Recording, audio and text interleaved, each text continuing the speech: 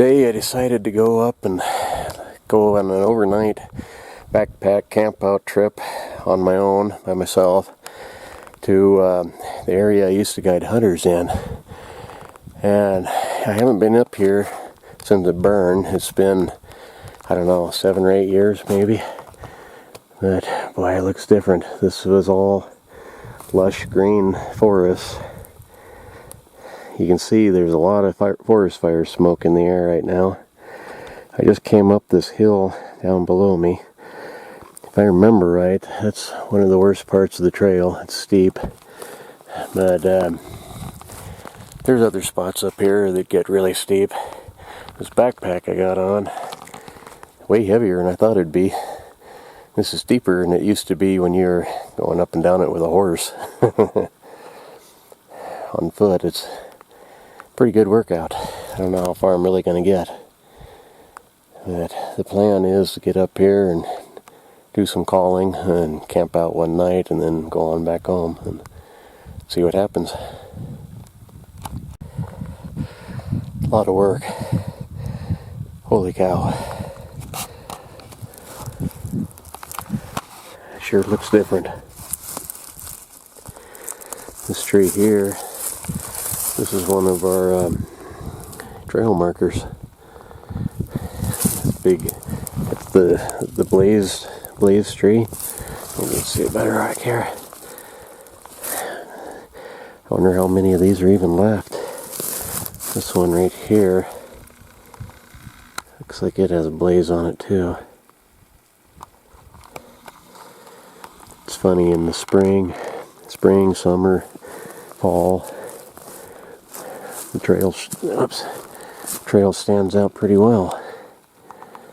But you get 6 inches of snow on here, and it is hard to find.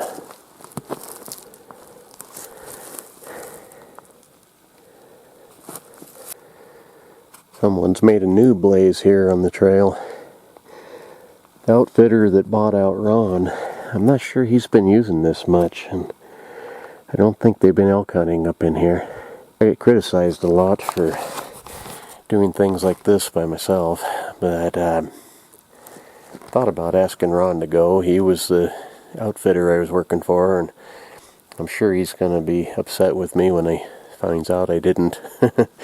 But for a guy that smokes, he's long-legged and he's in good shape. He can run up this mountain 10 times faster than I can, and I'd feel bad slowing him down and having him wait on me. I don't think he'd care, but it would make me feel bad. So, for an old guy with an artificial hip and bad knees, and fat, fatter than I'd like to be, I'm not doing too bad. I just take it like an elephant. Take it like you eat an elephant, just one bite at a time. Slow but sure.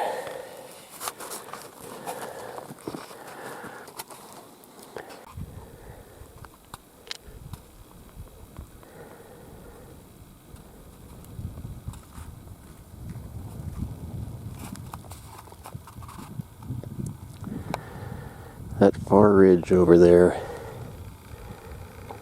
that's the Montana line. Camp was down the way from there, a couple of miles to the right.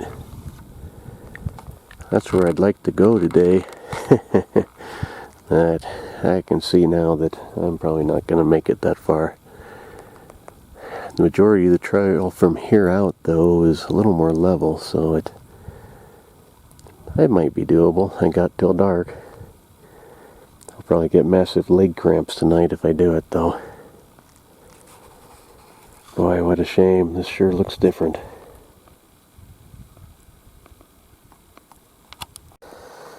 Well, here's the first wolf sign I've seen. It's some wolf turds that are almost 100% hair. The strange thing about them is that hair is awful dark. It looks about like bear hair. And believe it or not, there have been quite a few people that have found bears that were pulled out of their dens and eaten by wolves. So that could be what happened here. Well, here's a patch that still is green. The fire went around. This is what everything kind of used to look like. There was an old burn come through here long ago. It's a lot of dead trees, but way more green than what it is now. This little saddle, pretty sure it's either this one or it might be the next one. Tracks in the snow, we'd always find wolf tracks through here. Kind of a natural funnel where they come through a low spot in the mountains, through the saddle. There's a pretty good couple of rubs.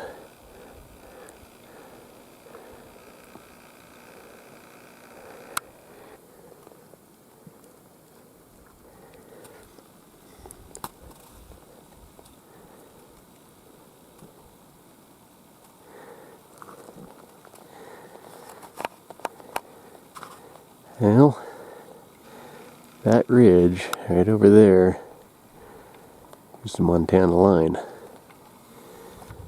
So I'm gaining. It's still a ways off, but I'm getting there.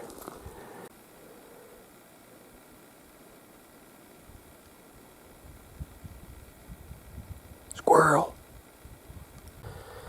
Boy, I'll tell you what, I sure miss my horse and mule. A lot of work. Way back up in here. I'm having fun though. Adventure. This should be Marlin Springs. And the guy who used to camp here, his tent would have been right over there underneath all those logs. His horses, you can see some old horse turds here. He was camped right here, had his horses tied here. There should be a spring here, but I can't find it. And they don't really have that much water, so I'm going to have to go up to Saddle Springs, which I kind of wanted to do anyway, but it's getting kind of late. The sun is just barely peeking over the hill up there. And right there is the Montana line. Oh, I probably won't get there till dark. But I'm on my way. Wolves would come through right here, here where it crosses the trail. Pretty regular. But tracks in the snow is all we ever saw. We never did see them. I made it to the Montana line. And boy, my throat is dry. I gotta get me some more water. This is the Idaho side, and that is the Montana side. Porcupine Trail and Marlin Spring. Marlin Spring should only be a few hundred yards right over there. But I can't find any water there. I don't know. The guy that was camped there, that hunted on that spot, and the outfitter that I used to work for, they didn't get along very well. And so we never did stop by and visit.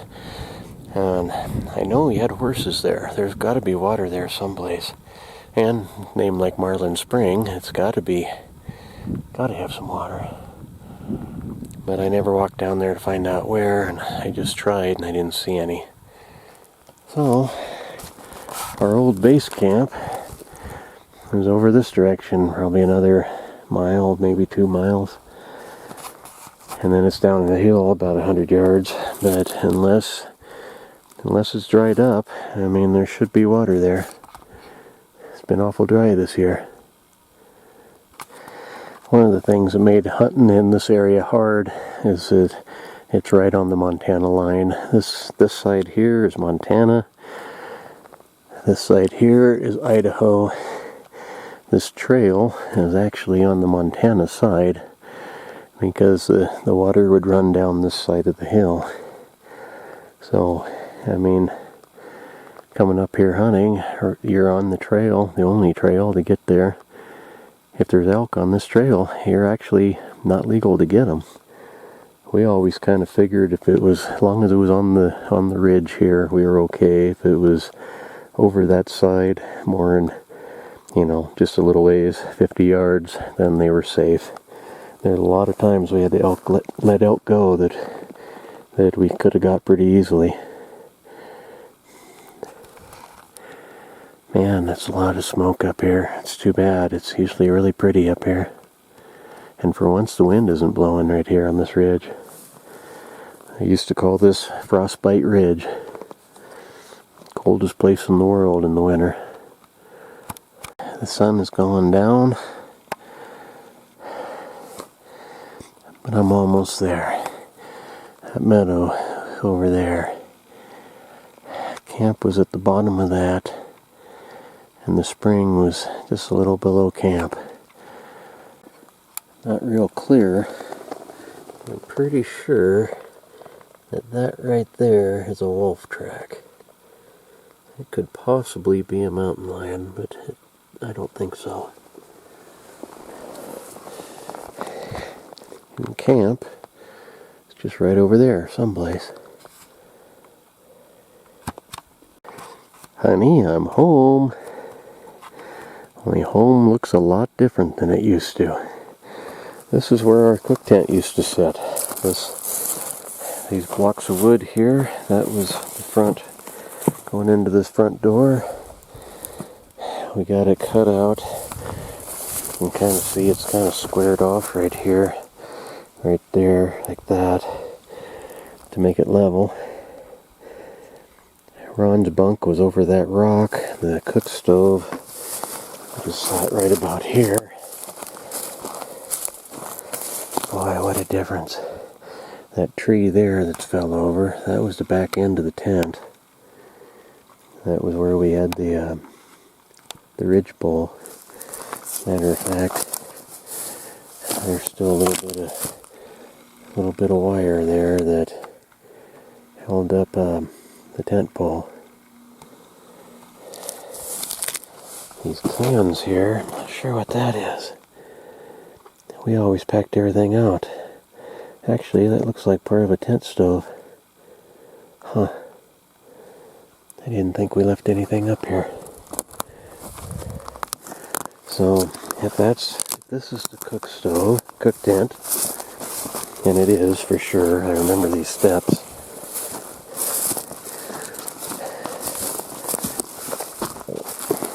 These blocks of wood here, that's what's left of our firewood pile. Good golly. Huh. That's the grate for the stove. This thing here was actually a boot dryer. We had pegs that went into these pipes, and you'd slide your boots over them on top of the wood stove. So my tent would have been right in here someplace. Right about here, I believe. And underneath that big pile of sticks is where I used to fence off an electric fence corral for my horse. The rest of the horses were tied to these trees over here. These two trees here that I got my backpack and gun against, we had a fence rail between them, and this is where we'd stack all the saddles on top of that fence rail. So, there should be a water tank over here unless it burned up. A wooden one. I'll grab my water bottle. The water's down the hill here a ways. We always had to pack in a small generator and the water pump to fill the water tank and pump it up the hill. It was a lot of work. Well, I don't see the water tank would have sat right about here. Probably where this low spot is. It's gone, completely gone. What it was made out of logs that had tipped over. We'd cut them up and lined them with a plastic tarp.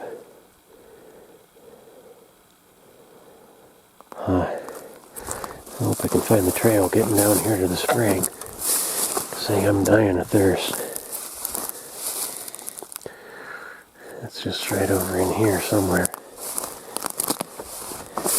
Anyway, I'll turn this off before I fall down and break it. There it is down there. There's the trail.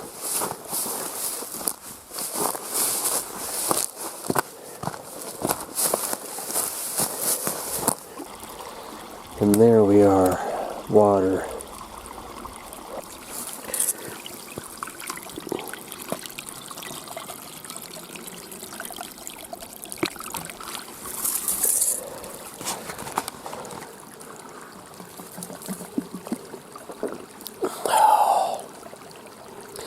Nothing better than ice cold spring water. Oh, that tastes good. Well, I'm running out of daylight. I don't think I'm going to get any hunting in tonight. Looking for a place to put my bunk. I'm a little worried about these trees. If the wind picks up, they're going to fall over. A lot of them anyway. And after what happened to Dave on New Year's Day when he got killed by that tree falling on him, not really sure I want to do that. Inside where the cook tent used to be, it's probably going to be the most level spot. Well, I made up a real ridiculously quick shelter here, just out of a tarp and some parachute cord, a couple of kind of a tripod on one end and a post on the other. But it was getting awful dark before I got it done. And I wasn't going to bother with it, but I thought, with my luck, it will rain if I don't. So, what the heck, it didn't take me that long. So, anyway, good night all. See you in the morning.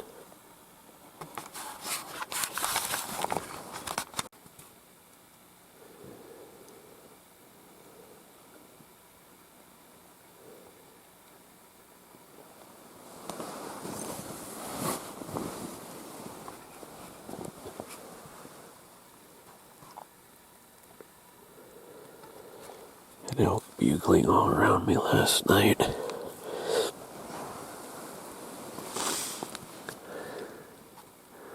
Fun to listen to. Some of them were really close, but they kept me awake.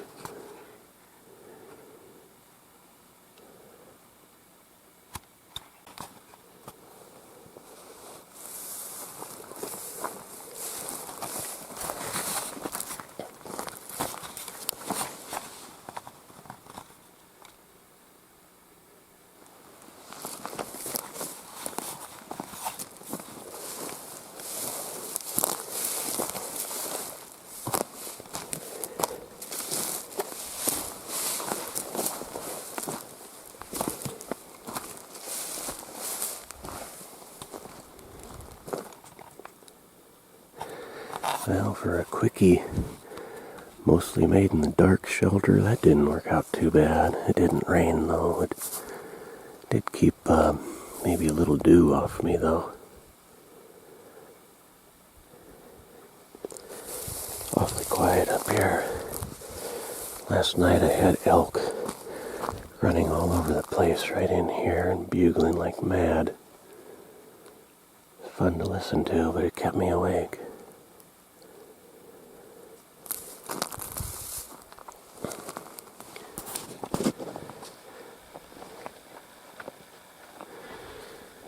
So it is. It's about 7 o'clock right now.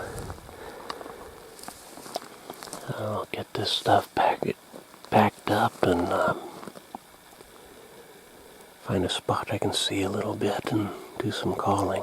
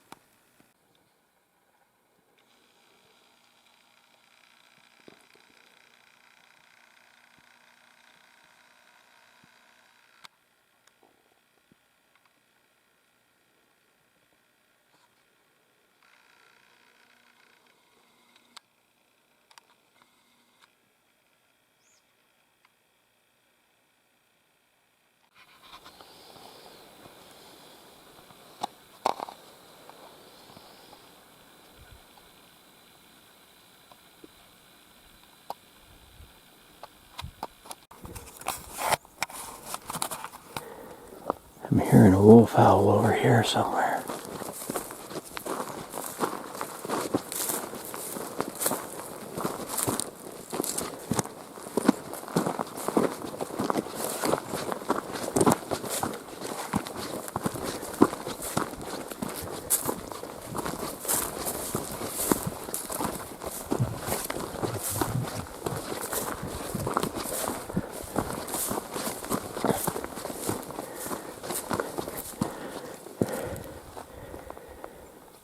I don't know if the camera would pick it up or not.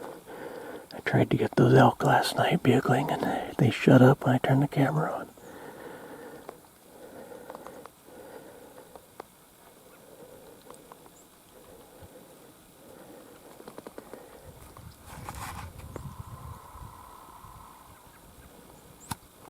Holy cow. I just came from that far ridge, down that ridge, probably a mile. I still gotta go up that hill over there. Let's see, up that hill, across to that one, around that knob, and then over into there. Long ways.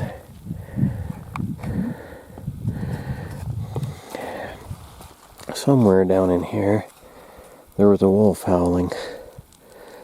It sounded like quite a ways over. I stopped and howled for a little while and nothing happened, but holy crap. I'm beat. It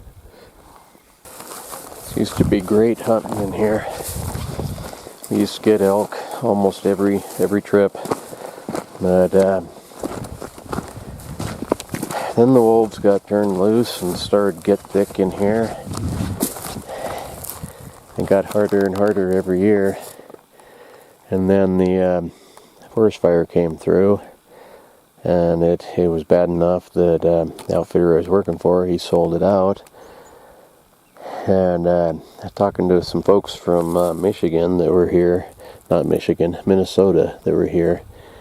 They were up here for 2 weeks. They said they saw elk, but they couldn't get close to do anything.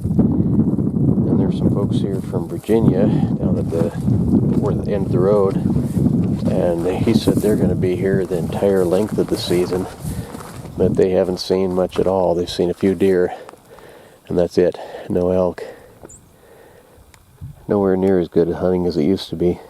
Probably be a long time before it is again. Even back before the wolves were here, and before all this burned, this was never easy hunting. The elk are hard. They are as big as a horse. And if you don't have horses and mules to get them out with, if you're doing this on foot, you better be in an area way more accessible than this, because this is very remote. It's going to take you several days to get an elk out of here, even with several people, and it's a lot of work. It's really not worth it. By the time you get it out, half the meat will probably be spoiled, unless it's an exceptionally cold year. Well, elk are really too big to hunt on foot. Oh, made it back to the truck finally. I think that's one of the hardest hunts I've done. My knees are wore out. Going downhill just absolutely kills me. I gotta take little itty bitty steps, and looking around here, you can see that all this stuff around here is just all nice and level. Nothing's level in this country. So, anyway, I'm sorry we didn't get a wolf, but I hope you had a kind of a good laugh at my expense, and thank you very much for watching, and we'll see you next time. Bye.